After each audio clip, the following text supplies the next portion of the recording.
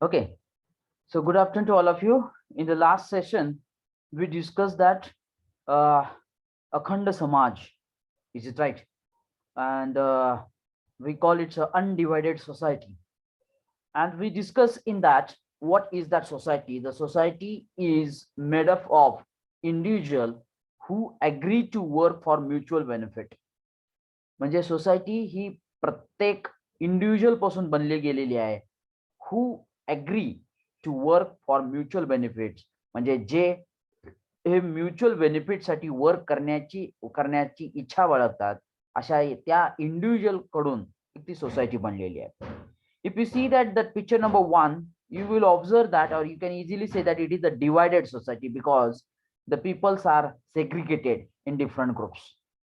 But if you see that the second picture, you can easily say that it is the undivided society. We call it Akhanda Samaj because the different people are combined together, joined together, work together for their mutual benefits. That's we call it undivided society, and which is expected, is it right? But nowadays, if you see that the current scenario, you will see that the current situation is nothing but the picture number 1, and what we expect from the society, which is nothing but the picture number 2. And if we want, what is our expectation, that is nothing but picture number 2. We should be develop ourselves first. We should be develop ourselves first, in the sense of right understanding and the right feeling.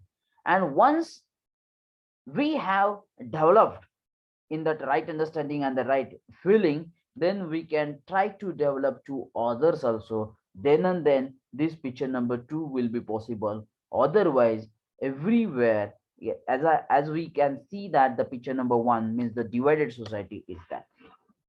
Get it my point? So this is the basic thing, is that now if you see that the current situation, if you see that the current situation, and on the basis of the current situations, I will have these 4 questions to you.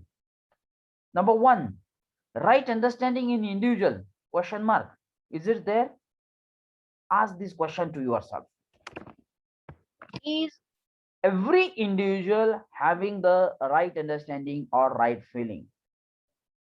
That answer is no. Current situation, as per the current situation, that answer is no. Why? Otherwise, if the right understanding in that individual, if it is there, then definitely nowadays no corruptions, no crime, nothing odd will be observed, is it right, in this society, is there? But it is there, the crime is there, then the corruption is there, everything wrong you can observe in the society. It means that the right understanding part is missing in an individual, and that we need to improve first.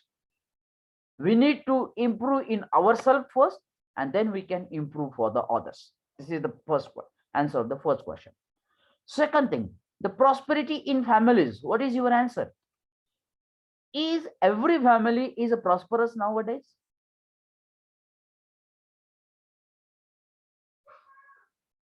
The answer is no, because every family is trying to accumulate the physical facilities.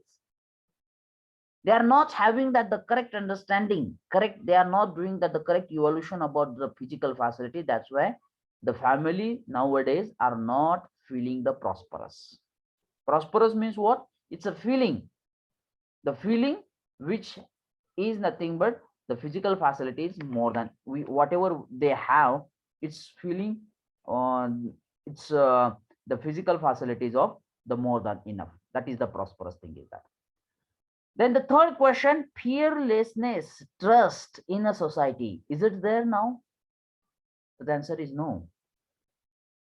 It means that no one having the trust on the other person, other human being in the society is there, because we can see that crime, then corruption everywhere. That's why the trust is the basic foundation value is the missing in the society. That's why we are not having that the strong relation with the other human being is there. This is the current situation is there. And the fourth thing is that coexistence with the nature. Is the human being coexist with the nature now? No, because everyone is preparing the land by cutting the number of trees.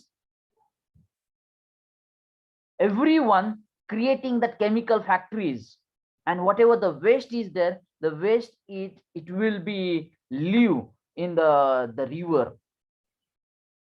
Get it my point? So these are the basic problems in the current situation. And listen my word, if these problems is still there, it will not reduce. Or if you are not trying to reduce that problem, if no one is trying to reduce that the problem, then in the coming future definitely everything will be vanished, because the nature will not cooperate to the human being, and that everything will be vanished. म्हणजे जर हे जे काही problems आहेत हे असेच राहिले, कोणीही त्याच्याकडे लक्ष दिलं नाही, कोणीही त्याचा विचार केलेला नाही, कोणीही त्या प्रॉब्लेमवरती सोल्युशन फाइंड करण्याचा प्रयत्न केलेला नाही, तर या काही वर्षामध्येच नेचर हा मानवाला पूर्णपणे संपूर्ण टाकू शकतो. दॅट इज द, म्हणजे एवढी भयंकर परिस्थिती आपल्यावरती येऊ शकते. मग ही परिस्थिती जर आपल्यावरती येऊ नये असं जर प्रत्येकाला जर वाटत असेल, तर डेफिनेटली या गोष्टीचा विचार करणे आणि ते इम्प्लिमेंट करणे ही काळाची गरज बनलेली आहे. This is the situations in this things point is. In order to facilitate the fulfillment of the basic aspirations of all human being, म्हणजे जर आपल्याला ह्युमन बीइंगचे बेसिक एस्पायरेशन्स हे फुलफिल करायचे असतील in the society, the following comprehensive human goals needs to understand. म्हणजे काही गोल्स प्रत्येक मानवाला लक्षात येणं गरजेचं आहे. Today the state of a society in terms of comprehensive human goal. Comprehensive means what? सर्वसमावेश ह्युमन गोल हे काय असले पाहिजेत? Number 1, right understanding in individual, जे आपण आतापर्यंत डिस्कस करत आलेलो आहे. म्हणजे आपण स्वतःबद्दल राईट अंडरस्टँडिंग आपल्यामध्ये असलं पाहिजे, राईट फिलिंग असलं पाहिजे, दुसऱ्याबद्दल असलं पाहिजे, नेचर बरोबर असलं पाहिजे, फॅमिली बरोबर असलं पाहिजे. Get it my point? Relationship बरोबर असलं पाहिजे. म्हणजे प्रत्येक गोष्टीमध्ये आपलं राईट अंडरस्टँडिंग. राईट अंडरस्टँडिंग म्हणजे काय की ती गोष्ट काय आहे, कशी हँडल केली पाहिजे, कशी असली पाहिजे, याच्याबद्दलचं राईट अंडरस्टँडिंग आपल्यामध्ये असणं गरजेचं आहे. म्हणजे कोणती गोष्ट ही नॅचरली ऍक्सेप्टेबल आहे आणि कोणती गोष्ट ही नॅचरली ऍक्सेप्टेबल नाही, हे लक्षात येणं फार गरजेचं आहे. The second point, the prosperity in families. Prosperity in family म्हणजे काय? आता जर तुम्ही सोसायटीमध्ये बघितलं तर भरपूर अशा फॅमिली ह्या फिजिकल फॅसिलिटी ह्या अक्युमुलेट करू लागलेल्या आहेत. म्हणजे त्यांचा संग्रह करू लागले आहेत. ऍक्च्युअली फिजिकल फॅसिलिटीचा संग्रह झाला नाही पाहिजे. जेवढे लिमिटेड आहे तेवढंच वापरण्यात आलं पाहिजे. पण जर त्या फिजिकल फॅसिलिटीचा जर संग्रह झाला, म्हणजे अन्न, वस्त्र, निवारा आणि त्याच्याशिवाय इतर बाकीच्या ज्या काही गोष्टी असतील त्याच्या पैसा सुद्धा त्यामध्ये असू शकतो. जर त्याचा एका ठिकाणी संग्रह झाला तर तो दुसऱ्या ठिकाणी त्याचा लॅक ऑफ फिजिकल फॅसिलिटी, म्हणजे जी काही गरीब आणि श्रीमंत ही जी काही दरी निर्माण झालेली आज सोसायटीमध्ये ती तशीच निर्माण राहू शकते. आणि ज्यावेळेस प्रत्येक फॅमिलीमध्ये जर फिजिकल फॅसिलिटीचं राईट इव्हॅल्युएशन जर कोणाला करता आलेलं नसेल, तर ती फॅमिली स्वतःला प्रॉस्परस बनवू शकत नाही. दिस इज द सेकंड पॉइंट. म्हणजे जर ही सोसायटी आपल्याला ह्या सोसायटीमधून प्रत्येक ह्युमन बीइंगचं जर गोल फुलफिल करायचं असेल, तर ह्या 2 गोष्टी, ऍक्च्युअली अजून 2 गोष्टी आहेत, टोटल 4 ह्युमन गोल्स आहेत. त्यापैकी पहिलं गोल आहे right understanding in individual, second is the prosperity in family, then third one is fearlessness, trust in a society. म्हणजे सोसायटीमध्ये ट्रस्ट हा असला पाहिजे. Get it my point? In place of working for fearlessness we are working for strategic power. म्हणजे जर trust असेल तर definitely आपण फार एनर्जीनं तिथं काम करू शकतो, विश्वासानं आपण तिथं काम करू शकतो. In the name of a defence we are misusing the valuable resources of a nature to make weapon and ammunitions. म्हणजे डिफेन्सच्या नावाखाली आपण या नेचरचा एक वेगळा असा उपयोग करू लागलेलो आहे, जो उपयोग म्हणजे ऍक्च्युली तो नसला पाहिजे. वेपन्स बनवण्यासाठी, इम्युनिटीज बनवण्यासाठी we are becoming increasing more fearful to others. कारण का बनवू लागलो आपण ते वेपन्स असेल, इम्युनिटीज असतील, तर आपल्याला दुसऱ्या कंट्री बद्दल विश्वास नाहीये किंवा दुसऱ्या कंट्रीला आपल्याबद्दल विश्वास नाहीये. त्यांना आपल्याबद्दल किंवा आपल्याला त्यांच्याबद्दल भीती आहे. आज ते आपल्यावरती वॉर आपल्या बरोबर वॉर करू शकतात का आपण त्यांच्या बरोबर वॉर करू. ही भीती एकमेकांमध्ये असल्यामुळे हे हे नेचरचा मिसयूज करू लागलेले आहेत. That is nothing but we are not having the trust. Trust is the missing part is there. Okay. And the fourth thing is that the coexistence with the nature. Coexistence with the nature. आपल्याला माहिती आहे की आपण ह्या नेचरचा एक part आहोत. मग या नेचर बरोबर आपण हार्मोनी स्टेट्स मध्ये असणं गरजेचं आहे. या नेचरचा आपण विचार करणं गरजेचं आहे. कारण आपली जी फिजिकल फॅसिलिटी, आपल्याला लागणारी जी काही फिजिकल फॅसिलिटी आहे ही नेचर मधूनच मिळते. जर तुम्ही थोडासा विचार केला, अन्न, वस्त्र, निवारा हे नेचर मधून मिळत आहे. जर नेचरनंच त्या गोष्टी जर प्रोव्हाइड करायचं स्टॉप केलं तर काय होऊ शकतं ह्युमन बिईंगचं, हा पण विचार होणं फार गरजेचं आहे. म्हणजे आपल्याला नेचरशी सुद्धा बॅलन्स मेंटेन करणं गरजेचं आहे. तर आपले स्वतःचे गोल हे फुलफिल करू शकतो. Otherwise not. That's why we must be in coexistence with the nature. So these are the four comprehensive human goals to fulfill our aspirations are there. Number one, right understanding in individual. Number two, prosperity in family. Number three, fearlessness or trust in society. And the number four, coexistence with the nature. आता हेच चार जे काही comprehensive human goals आहेत, म्हणजे सर्व समावेश human goals आहेत, ते जर शॉर्ट मध्ये जर सांगायचं झालं तर ते आपल्याला असं सांगता येईल समाधान. समाधान म्हणजे काय? Right understanding in the necessary for human being. म्हणजे पहिला गोल आहे बघा, right understanding. We call it समाधान. Get it my point. म्हणजे ज्यावेळेस आपल्यामध्ये राईट अंडरस्टँडिंग असेल then definitely we must be, आपण काय म्हणतो त्याला मराठीमध्ये, समाधानी असू शकेल. सेकंड, समृद्धी. आता समृद्धी म्हणजे काय की त्यालाच आपण म्हणतो प्रॉस्पेरिटी. जर आपल्या फॅमिलीमध्ये प्रॉस्पेरिटी असेल तर डेफिनेटली आपण समृद्ध आहोत. Get it my point. त्यालाच काय, दुसरा ह्युमन गोल आहे बघा. थर्ड थिंग, अभय. अभय means we call it's a trust, विश्वास. त्याला हिंदीमध्ये अभय म्हणतात बघा. Trust in society means every member of a society feel related to everyone else there should be the trust और the fearlessness. Get it my point. We call it's अभय. ही तिसरा ह्युमन कॉम्प्रिहेन्सिव्ह ह्युमन गोल झाला बघा. And the fourth one is coexistence with nature. We call it's सहअस्तित्व. हिंदीमध्ये त्याला सहअस्तित्व म्हणतात. Coexistence with the nature.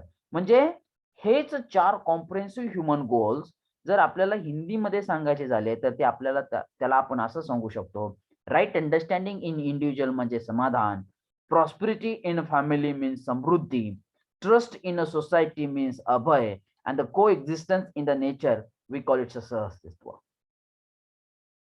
Are you get it my point? So you should also remember these four Hindi words. Get it my point? Because this may ask for MCQ type of a question. So the right understanding, samadhan, prosperity, samruddhi, trust, abhay, coexistence with the nature, sahastitva. That these four Hindi words you have to remember because it may ask for MCQ type of question. Now the dimensions of a human order. आता ज्यावेळेस आपल्याला human गोल लक्षात येतील, म्हणजे जे काही चार human गोल झालेले आहेत बघा, समाधान, समृद्धी, अभय आणि सहअस्तित्व, हे ज्यावेळेस चार ह्युमन गोल आपल्या लक्षात येतील त्यावेळेस या सिस्टीम मध्ये, या नेचर मध्ये ह्युमनची ऑर्डर काय आहे, ह्युमन त्याचे 5 डायमेन्शन्स काय आहेत, that things we have to discuss. The 5 basic systems of a human society is like that. Education sanskar. Education sanskar means what? Education is different word and the sanskar is a different word. Education means we know that we may get the skill and the knowledge. You get it my point? And the sanskar means what? Whatever the skill and knowledge we have it, we will try to implement it actually. That is called as a sanskar. Then health, self regulation, आपण हे पहिल्यापासून बघितलेलं आहे. बॉडीच्या related जे काय लागणार आहे त्याला काय म्हणतो आपण, if my body is perfectly fit, then we call it a self regulation or we call it a health. Then third one is a production. As we know that the physical facility is our need, so if we want to fulfill that the physical facility, we need to do the production. It's a work. Our every activity is related to the fulfillment of our physical facilities there. And the fourth one is a justice preservation. That thing we will discuss thing. And the fifth one is exchange storage. These are the total 5 human orders of a human society. Let's we have the discussion on one by one. Though all are interconnected, म्हणजे ते 5 जे काही human orders आहेत, they are interconnected to one another. Once again I will try to show you. Please read these things very carefully. Number 1, education sanskar. Number 2, health, self regulation. Number 3, production, work. Number 4, justice, preservation. And number 5, exchange storage. Let's we have the discussion on one by one. Education sanskar. Education sanskar leads to right understanding and right feeling, which will give us that happiness. Health, self-regulation leads to the prosperity, samriddhi. Production work, it also leads to the prosperity, samriddhi. Justice preservation, it will leads to fearlessness and the coexistence respectively. And the exchange storage leads to prosperity and that fearlessness. Okay, so which part, which is essential for what, so that I have trying to showing in this slide is that, is it right? So we discuss that education sanskar. Looking at the first dimension of education sanskar, as we discussed earlier, we can see that education is develop right understanding of the harmony at all level of a being from self to entire existence. म्हणजे education, शिक्षण आपल्याला नेमकं काय सांगताय की आपल्यामध्ये education हे right understanding develop करताय, की जेणेकरून आपण 4 स्टेट मध्ये हार्मोनी स्टेट्स मध्ये राहू शकू, आपण स्वतः आणि इतर या नेचर बरोबर सुद्धा. मग ते 4 लेवल कोणते आहेत? Self, family, society and nature. म्हणजे त्याच्यामध्ये राईट अंडरस्टँडिंग आपल्यामध्ये निर्माण करायचं काम जे करत असेल तर ते काम करताय education system. And the sanskar means what? Is to develop the basic acceptance of that harmony at various levels. Education provides the commitment, preparation, and the practice for living in harmony at all levels. Preparation includes learning the skill and technology for living in harmony. Our living is an expression of our sanskar. म्हणजे आपण नेमकं कसं जगतोय, जसं की मी सांगितलं की education हे आपल्यामध्ये राईट अंडरस्टँडिंग डेव्हलप करण्याचा प्रयत्न करत असतंय. मग जर राईट अंडरस्टँडिंग आपल्यामध्ये असेल तर मग आपण त्या राईट अंडरस्टँडिंग वरून आपण जीवन कसं जगतो, त्या जगण्याच्या सिस्टीमला काय म्हणलं गेलेलं आहे? संस्कार म्हणलेला आहे. And these word education and the sanskar means, that's why I say that with the right understanding, when we live the life, that is called as a sanskar, because we are actually implementing our skill and knowledge, we call it a sanskar. And that's why the combined word is formed, we call it education sanskar. This is the first order for the human society is that.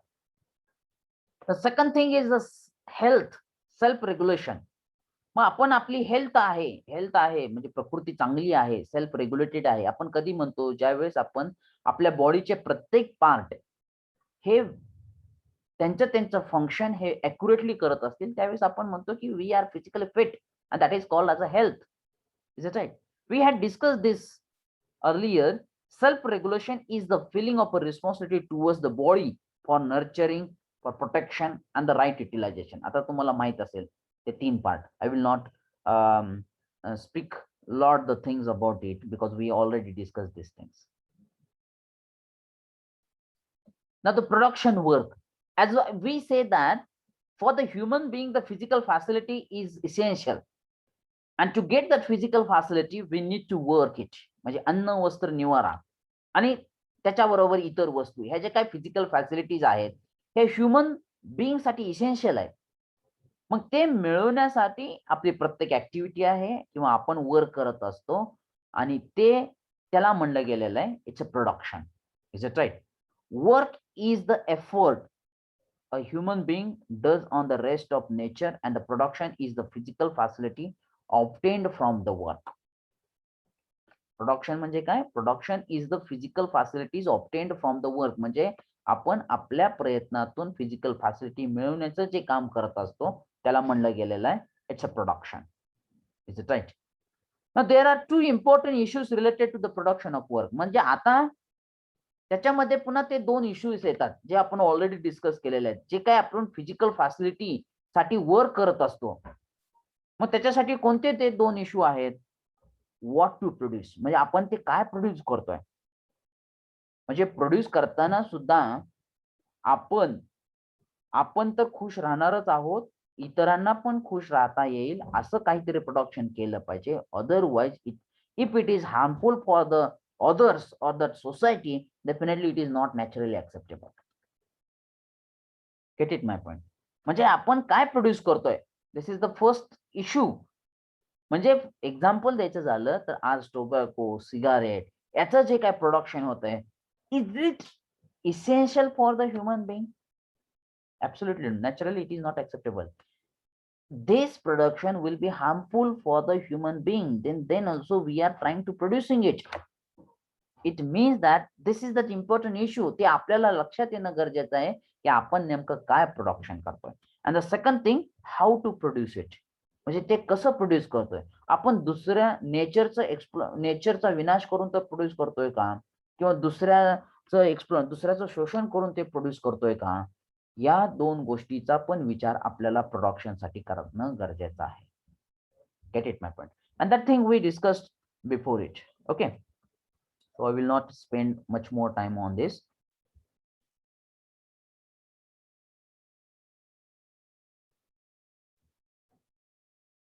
You can read it afterward. Justice and the preservation.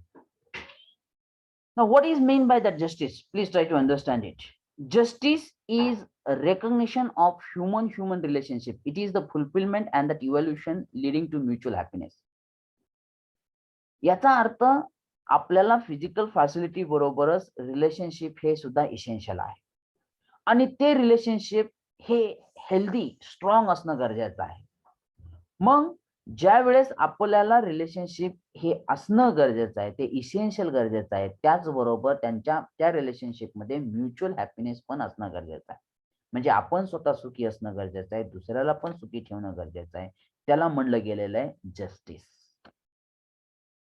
जर आपणच फक्त सुखी राहत असेल, आपलं work, आपली activity, आपला response हा असा असेल की फक्त त्यातून आपण फक्त सुखी राहू शकेल आणि दुसऱ्यांना त्रास होत असेल, तर तो जस्टिस झाला नाही. ह्युमन बीइंग बरोबर तो जस्टिस होऊ शकत नाही. That's why the justice it is defined is like that. The justice is recognition of human to human relationship. Recognition, ओळखणं हे गरजेचं आहे.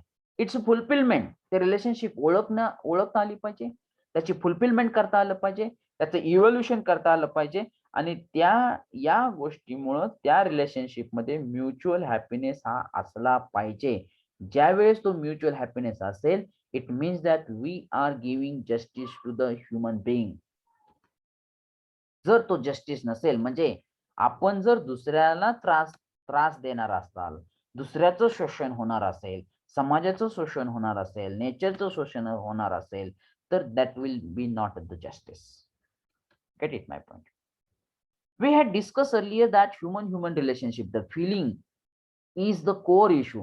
In order to ensure the justice in the society, we need to develop the competence to understand and ensure justice in every individual. Get it my point? In some cases, in case someone is not able to develop this competence and end up doing injustice, then म्हणजे काही समाजामध्ये काही व्यक्ती आपल्याला अशा लक्षात येतात की त्यांना जस्टिस हा लक्षात येत नाही. जस्टिस म्हणजे काय, की त्या रिलेशनशिप लक्षात येणे, त्याची फुलफिलमेंट करणे आणि त्याचं इव्हॅल्युएशन करणे की जेणेकरून म्युच्युअल हॅपीनेस आहे.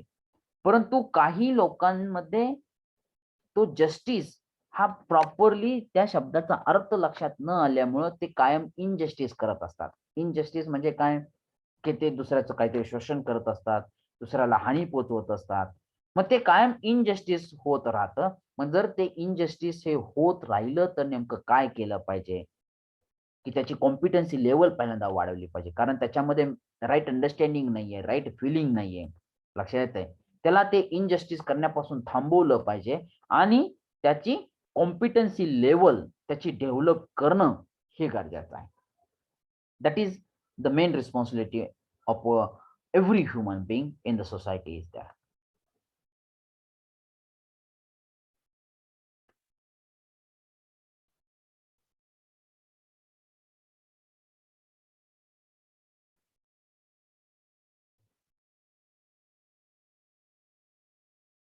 Now the fifth order, human order, is nothing but the exchange storage. Now see that what is meant by that. Exchange means sharing or exchanging physical facility with view of mutual fulfillment and not with the options for the profit. म्हणजे काय, की स्वतःच्या प्रॉफिटसाठी फक्त सगळ्या physical facility ह्या accumulate करायच्या नाहीयेत, तर as an human being we need to exchange it. म्हणजे ज्याला जी फिजिकल आपल्याकडे physical facility more than enough आहेत, म्हणजे आपण प्रॉस्परस आहोत. मग जर आपण ज्या व्यक्तीला, ज्या फॅमिलीसाठी त्या फिजिकल फॅसिलिटीज ह्या इनफ नाहीये, त्यांना इसेन्शियल आहेत आणि त्यांच्याकडे कॉम्पिटन्सी नाहीये ती कंप्लीट करण्यासाठी, तर जर आपण त्यांना काही फिजिकल फॅसिलिटी देऊ शकलो तर ते देणे म्हणजे त्याला एक्सचेंज म्हणायचं आहे बघा. Are you get it my point? परंतु आज जर सोसायटीमध्ये बघितलं तर आपण असे फॅमिलीज बघू शकतो, असे व्यक्ती बघू शकतो आपण, की जे फिजिकल फॅसिलिटीचा स्टोरेज करू लागले, संग्रह करू लागले. But that is not physically accept or naturally acceptable. We need to exchange with the needed person, needed family, required person, required families. Are you getting my point? That is called as a exchange storage. So this is about the 5 dimensions of the human order. Are you getting my point? So here our third unit is over.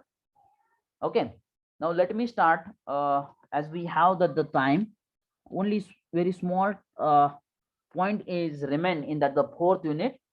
Only 2 point is there in the fourth unit.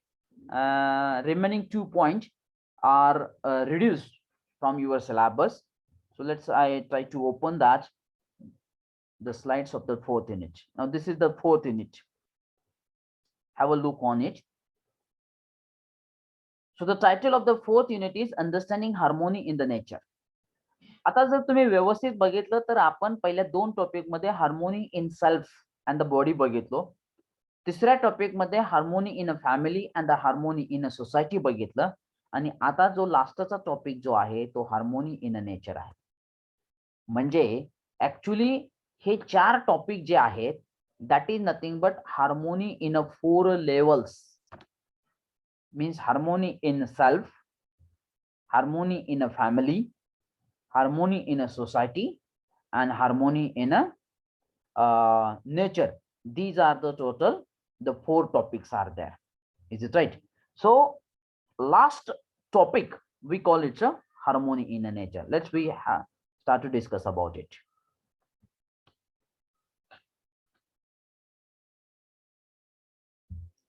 Understanding harmony in a nature. Read that point. Now what is mean by the nature? If I say that the nature is the collection of all units. Now what is mean by that units? Air, soil, water, plants, animal, human. These are all units. So आपण जर नेचरची जर definition करायची झाली तर nature is one of the biggest entity. Is it right? And the number of units are present in that the nature. For example, the nature is the collection of all units. For example, air, soil, water, plants, trees, animal, birds, human being, and even things are at a distance from us, like a sun, moon, other planets are the part of the nature. म्हणजे त्याला सगळ्यांना आपण काय म्हणणार आहोत? Units म्हणणार आहोत. हे सगळे वेगवेगळे different units. And with the combination of all these units, the nature is created. Then actually the nature, it includes the large number of units, and these are the some examples of that unit is that. आता जरी आपण बघितलं की या nature मध्ये खूप सारे units आहेत, जसं की एअर एक युनिट आहे, सॉइल एक युनिट आहे, वॉटर एक युनिट आहे, प्लांट एक आहे, ॲनिमल एक आहे, बर्ड आहे, आपण स्वतः म्हणजे ह्युमन बिईंग पण एक नेचरचा युनिट आहे, एक भाग आहोत त्याचा. तसं सन, मून, अदर प्लॅनेट ते पण एक युनिट, वेगवेगळे युनिट्स आहेत. मग आता या सगळ्या इतके असंख्य युनिट्स या नेचर मध्ये असताना आपण त्याचं क्लासिफिकेशन कसं करू शकतो? डेफिनेटली करू शकतो. आणि त्याचं क्लासिफिकेशन जर करायचं झालं तर आपण त्या 4 पार्ट मध्ये त्याचं क्लासिफिकेशन करू शकतो. आता आपल्याला ते 4 पार्ट बघायचे आहेत. What are these 4 parts where we can do the classification of all the units present in the nature is that. Okay. So the classification of units into 4 orders. Number 1, physical order. Physical order means what? Whatever things are present in the nature, that we call it a physical order. Physically ते present आहे. म्हणजे air आहे nature मध्ये, water आहे, soil आहे, metal आहे. So like that these units we call it a physical order. बरोबर आहे. म्हणजे ते आपण काय म्हणू शकतो की ते फिजिकली प्रेझेंट आहेत. Is it right? Then second is bio order. आता बायो ऑर्डर मध्ये काय येतंय? ग्रास असेल, प्लांट असेल, ट्रीज असेल, हे जे काय आहे हे आहे बायो ऑर्डर मध्ये. Then third one is animal order. Animal order मध्ये येत आहेत animals and birds. We call it's animal order. Fourth one is we call it's human order. मग या 4 ऑर्डर मध्ये हे नेचर मध्ये जे काही युनिट्स प्रेझेंट आहेत त्याचं क्लासिफिकेशन केलेलं आहे बघा. फिजिकल ऑर्डर मध्ये आपण म्हणू शकतो एअर आली, सॉइल आलं, वॉटर आलं, मेटल आलं. We call it's physical order. Bio order म्हणलं तर त्यामध्ये grass, plants, trees. Animal order मध्ये तुम्ही एनिमल आणि बर्ड्स कन्सिडर करू शकता. आणि human order means human being. Is it right? So in these 4 order, all the units present in the natures are classified. पण आता जर या 4 ऑर्डरचा जर तुम्ही विचार केला व्यवस्थित तर त्यापैकी पहिले 3 ऑर्डर हे एकमेकांशी रिलेटेड आहेत. ते एकमेकांशी पूरक आहेत. Means they are fulfilling the mutual fulfilment. पण फक्त ह्युमन बिईंग म्हणजे physical order, bio order, animal order हे एकमेकाशी रिलेटेड आहेत. कारण एअर आली, वॉटर आली, मेटल आली. एअर आणि वॉटर आहे तर प्लांट आले, ग्रास आले. प्लांट आणि ग्रास वरती ॲनिमल्स डिपेंड्स आहेत, बर्ड्स डिपेंड्स आहेत. पुन्हा त्याच्यावरती प्लांट्स आले कारण सीड इनप्लांटेशनचं काम सुद्धा ॲनिमल आणि बर्ड्स करतात. म्हणजे they first 3 orders are related to one another. But the human being is a little bit different. Human being, actually, it is expected that the human being is also related with all these 3 orders, but it is not like that nowadays. Actually, the human being are trying to dominate or exploit these 3 orders are there. म्हणजे आपणच फक्त या नेचरचा विनाश करण्यासाठी सज्ज झालेला होता असं मी म्हणेल. किंवा आपणच फक्त ऍज अन ह्युमन बिईंग आपण या नेचरचा विनाश करू लागलेलो आहात. पहिले 3 जो पार्ट आहेत ते ऑलरेडी त्यांच्या जागी आहेत. आता ते कसं? Let's have a discussion on it. Harmony among all 4 orders. त्या 4 ऑर्डर्स लक्षात घ्या. कोणकोणत्या? Physical order, bio order, animal order and that human order. So there is a mutual fulfillment among the first 3 orders in the nature.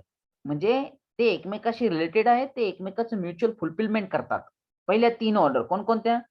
Physical order, bio order and animal order. So that's why the statement it is written, there is a mutual fulfillment among the first 3 orders in a nature. म्हणजे पहिल्या 3 order मध्ये mutual fulfilment आहे. फक्त human ऑर्डरच एक वेगळा राहतोय बघा. Get it my point?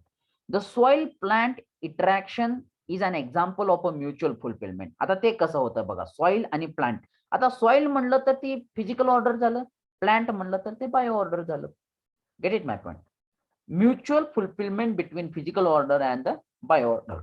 बघा आता, animal and birds are the part of an animal order depends on plant. आपल्याला माहिती आहे की animal आणि birds हे plants वरती डिपेंड्स आहेत.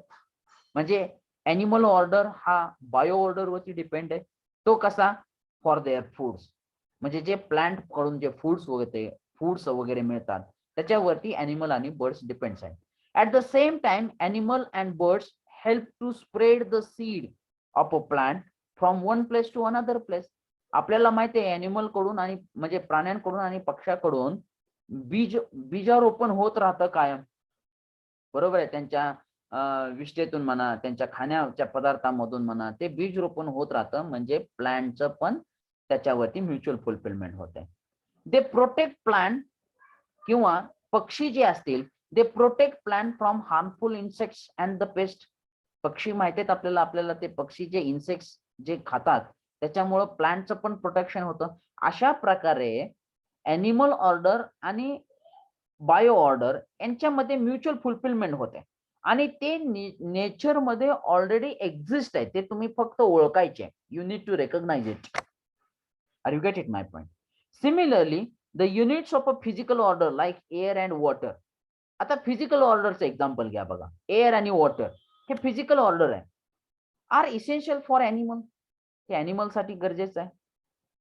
To survive. In turn animal enrich the soil. आणि तसंच ॲनिमल ह्या सॉइलला पण एनरिच करतोय. म्हणजे त्यांच्या ॲनिमल ऑर्डर मध्ये आणि फिजिकल ऑर्डर मध्ये सुद्धा काय द म्युच्युअल फुलफिलमेंट आहे.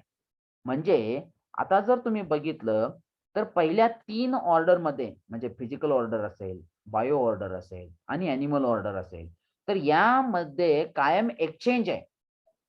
ते एकमेकाला परस्पर पूरक आहेत. ते एकमेकांचे म्युच्युअल फुलफिलमेंट करतात. म्हणजे फिजिकल ऑर्डर कडून बायो ऑर्डरची फुलफिलमेंट होते, बायो ऑर्डर कडून ॲनिमल ऑर्डरची फुलफिलमेंट होते, ॲनिमल ऑर्डर कडून बायो ऑर्डरची आणि फिजिकल ऑर्डरची पण फुलफिलमेंट होते. म्हणजे असे एकमेकांवरती ते डिपेंड्स आहेत आणि ही सिस्टीम ऑलरेडी नेचरमध्ये सेट आहे. ऍक्च्युअली ह्युमन ऑर्डर सुद्धा या 3 ऑर्डर सारखा एकमेकाशी पूरक असणं गरजेचं आहे आणि तेच नॅचरली ऍक्सेप्टेबल आहे. पण आज जर तुम्ही बघितलं तर ह्युमन त्याच्या सायन्स आणि टेक्नॉलॉजीसाठी या नेचरचा विनाश करत चाललेला आहे. हे तुम्हाला चित्र तुमच्या समोर दिसेल. म्हणजे तो या 3 ऑर्डर पहिल्या 3 ऑर्डरशी म्युच्युअल फुलफिलमेंट करत नाही. हे तुम्हाला लक्षात येतं. Get it my point? Let's have a discussion on it. Now is the human being fulfilling for the other 3 orders? Question mark इथे विचारलेला आहे. This is the big question. Human being is not only unfulfilling for the other 3 orders rather than it is dominating and exploiting them. म्हणजे human being हे fulfilment त्या 3 ऑर्डरची तर करायचं सोडा, परंतु तो काय करावा लागलाय त्या 3 ऑर्डरवरती डॉमिनेट म्हणजे या नेचरवरतीच ऍक्च्युली ह्युमन हा डॉमिनेट करू लागलेला आहे आणि त्याचं एक्सप्लॉटेशन म्हणजे त्याचं शोषण करू लागलेलं आहे. And that's why we are facing the problems like a global warming, climate change. बघा आपण वाचतो की ओझोनचा वायू कमी होत चाललेला आहे, हवेचं प्रदूषण होऊ चाललेलं आहे, पाण्याचं प्रदूषण होऊ लागलेलं आहे, ग्लोबल वॉर्मिंग चालू आहे, क्लायमेट चेंज. आता जे आपण म्हणतो जे फिक्स्ड सीझन्स असतात, उन्हाळा, पावसाळा, हिवाळा, कुठेही काही पण होऊ लागलेलं आहे. Nowadays we are facing these issues. आणि त्याच्यासाठी माझा शब्द असा असेल की आपण जर आत्ताच हे लक्षात ठेवलं नाही किंवा आपण जर निसर्गाबरोबर हार्मोनी स्टेट्समध्ये राहिलं नाही तर येणाऱ्या काही काळामध्ये आपल्याला असे असंख्य प्रॉब्लेम फेस करावे लागणार आहेत आणि ते प्रॉब्लेम फेस करत असताना डेफिनेटली ह्युमन ऑर्डर राहील का नाही किंवा ह्युमन बीइंग या नेचरमध्ये असतील का नाही याच्यावरती क्वेश्चन मार्क आहे. Because we are dominating on the natures, we are exploiting the natures. This is the main problem. Okay. आता जर हे तुम्हाला पिक्चर बघितलं, हे पिक्चर वरून हे पिक्चर मी तुमच्यासाठी असं हे इंडिकेट करण्यासाठी दाखवलेलं आहे If you see that the physical order, the bio order, and that animal order, they are doing the mutual fulfillment of each other. But the only one thing is that human order is forgetting their roles. Human beings are dominating on these three order or exploiting of these three orders. This is the main problem in that. But naturally acceptable, naturally म्हणजे actually काय पाहिजे की असं पाहिजे की human order सुद्धा या तीन ऑर्डर बरोबर फुल रिलेटेड पाहिजे, परस्पर पूरक पाहिजे, बरोबर आहे, म्युच्युअल फुलफिलमेंट त्यांच्यामध्ये पाहिजे. पण तसं होत नाही, हे चित्र आज समोर येतंय. त्याच्यामुळं जे काही प्रॉब्लेम्स फेस करावे लागतात, आताच मी ते 2 प्रॉब्लेम सांगितले, ग्लोबल वॉर्मिंग असेल, क्लायमेट चेंज असेल, तर तो त्याचाच एक भाग आहे. This is about it. Okay, the relationship of a mutual the fulfilment is there. Now in connectedness, self-regulation, and the mutual fulfillment among the four order of a nature. बघा आता, with the above discussion, we can conclude that there is a interconnected and mutual fulfillment among all the four orders in the nature. म्हणजे हे जे काही 4 orders आहेत, physical, bio, animal आणि human, ह्या 4 order actually एकमेकाशी इंटरकनेक्टेड पाहिजेत आणि ते mutual fulfilment among all these four orders हे पाहिजे. One can also see that there is a self regulation in a nature. म्हणजे हे नेचर जे आहे ते वेल ऑर्गनाइज्ड आहे, हे सेल्फ रेग्युलेटेड आहे, पण आपण त्याला अनरेग्युलेटेड केलं आहे.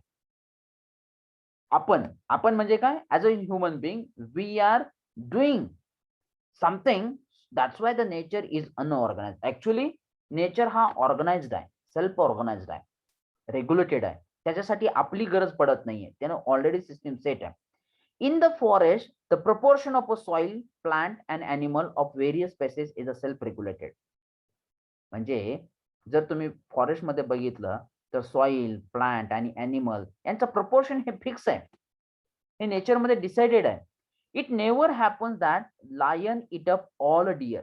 म्हणजे असं कधीच होत नाही की lion eat up all deer, हे लायन हे सगळे डिअर खाऊन टाकतात, और deer eat up all grasses.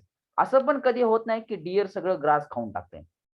That the plant grow to extend that there is no space for deer.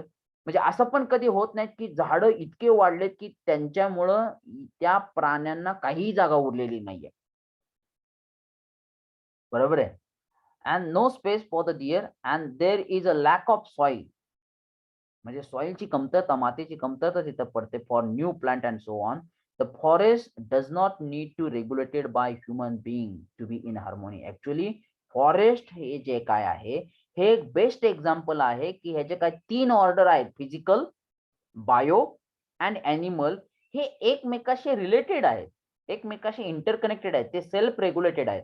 म्हणजे त्या फॉरेस्टमध्ये फिजिकल ऑर्डर पण आहे, एनिमल ऑर्डर पण आहे आणि बायो ऑर्डर पण आहे, आणि तिन्हीही एकमेकाशी इंटरकनेक्टेड आहेत. म्हणून तर इथं सेंटेन्स काय म्हणलेलं आहे, the forest does not need to regulated by human being, कारण ते नेचर मध्ये ऑलरेडी सिस्टीम सेट आहे. तुम्ही फक्त थोडासा त्याचा विचार करणं गरजेचं आहे. हे एक बेस्ट एक्झाम्पल होऊ शकतं म्युच्युअल फुलफिलमेंट साठी. Is it right? The human being will also be self organised. म्हणजे आपण सुद्धा ऍक्च्युअली या नेचरचा भाग आहोत, म्हणजे आपण सुद्धा सेल्फ ऑर्गनाइज्ड आहे. But we need to understand it and accordingly we have to behave. आणि आजकाल फक्त ते होत नाहीये, आपण सुद्धा वेल ऑर्गनाइज्डच आहोत. Get it my point? Abundance in nature म्हणजे नेचर मध्ये काय विपुल प्रमाणात आहे. The nature is organised in such a manner that the physical facility required for any order is available in abundance. म्हणजे विपुल प्रमाणात फिजिकल फॅसिलिटीज अवेलेबल आहे. मग ती ह्युमन ऑर्डर साठी असेल, एनिमल ऑर्डर साठी असेल, बायो ऑर्डर साठी असेल. The quantity of soil is for greater than the plants. बघा आता या नेचर मध्ये सॉइल हे प्लांट पेक्षा जास्त आहे. Do you agree with that? Both of these are available for greater than as compare to that animal.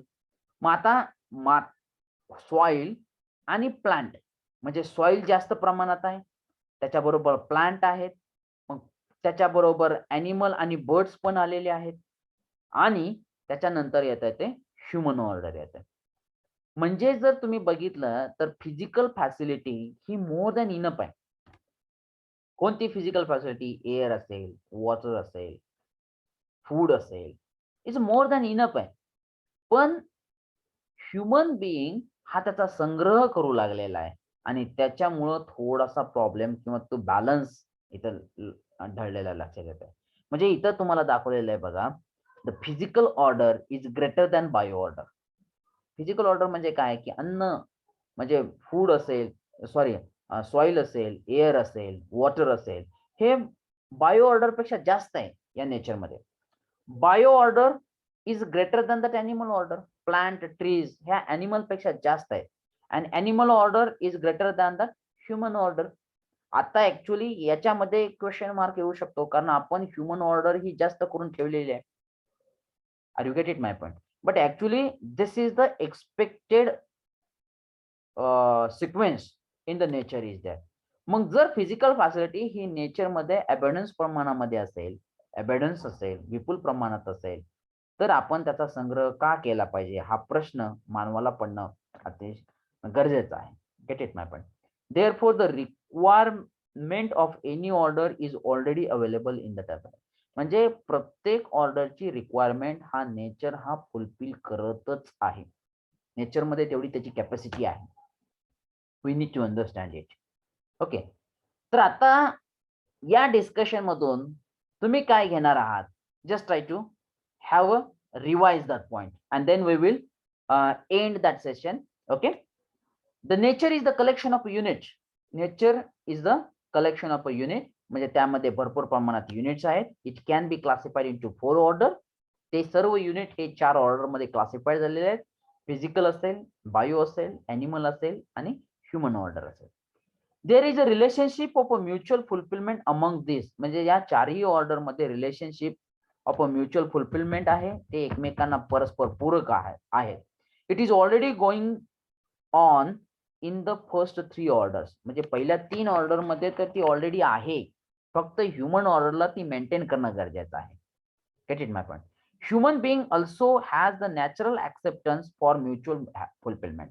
म्हणजे human order साठी सुद्धा नॅचरल ऍक्सेप्टेबल थिंग्स काय आहे, तर त्या 3 ऑर्डर बरोबर म्युच्युअल फुलफिलमेंट मध्ये राहणं.